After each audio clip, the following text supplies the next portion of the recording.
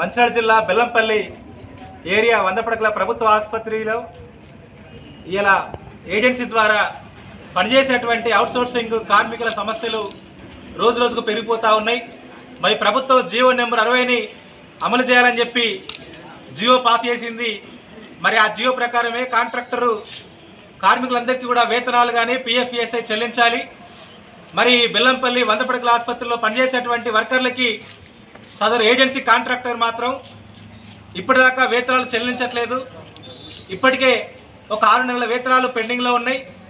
మరి కార్మికులందరికీ ఇచ్చేటువంటి ఏవైతే పిఎఫ్ఈఎస్ఐ ఉంటుందో ఆ పిఎఫ్ఈఎస్ఐ చెల్లించే దాంట్లో కూడా కోతలు విధించడం జరుగుతూ ఉంది.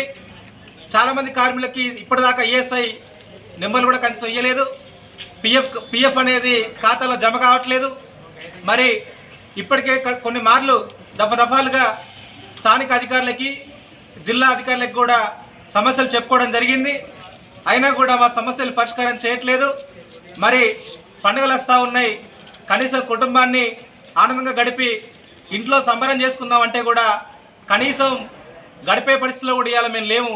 కారణం ఏంటంటే మాకు జీతం లేదు.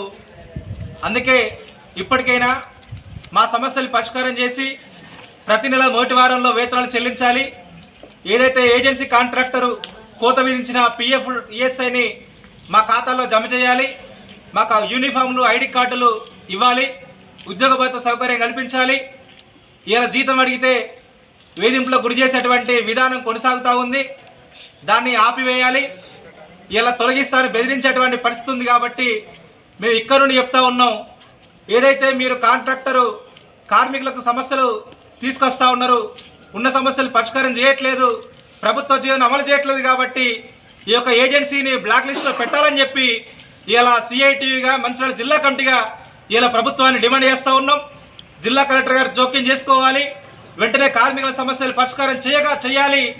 లేకపోతే చలో కలెక్టరేట్ పిలిపిస్తాం, మీ జిల్లా కలెక్టరేట్ ఆఫీస్ ముందు ధర్నా ఆందోళన చేస్తామని చెప్పి మరోసారి ప్రభుత్వాన్ని హెచ్చరిస్తూ ఉన్నాం.